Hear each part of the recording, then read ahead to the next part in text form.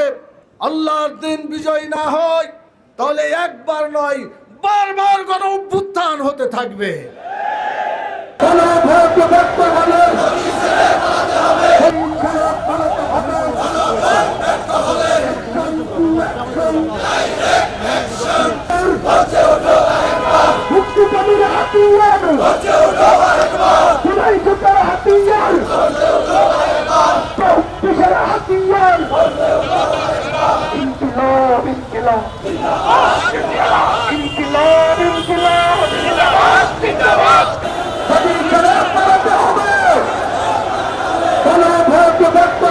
আমরা সরকারকে পরিষ্কার করে জানিয়ে দিতে চাই, অবিলম্বে গণভোটের গণরায় বাস্তবায়ন করুন, না হলে বাংলাদেশের জনগণ প্রয়োজন হলে আবার গণঅভ্যুত্থানের জন্য মাঠে নেমে সে দাবি আদায় করবে ইনশাআল্লাহ।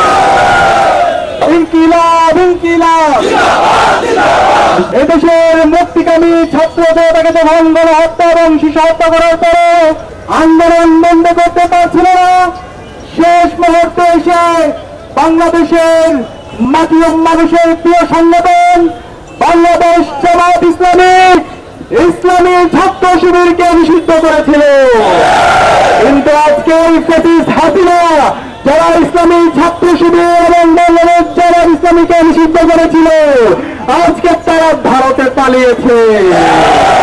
আমরা দীপ্তগণকে ঘোষণা করছি, বাংলাদেশের সর্বস্তরের নাগরিকদেরকে নিয়ে এই বাংলার জমিনে জুলাই সনদ আমরা বাস্তবায়ন করবো ইনশাআল্লাহ। শহীদদের রক্ত যেন দিতে না যায়, সেখানে আমাদেরকে ঐক্যবদ্ধ হতে হবে।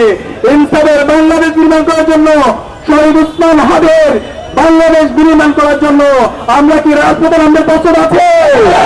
আমরা প্রয়োজনে আবার জীবন দেব, জীবন দিয়ে হলো শহীদদের আকাঙ্ক্ষার আলোকে ইনসাফের বাংলাদেশ আমরা নির্মাণ করবো ইনশাআল্লাহ।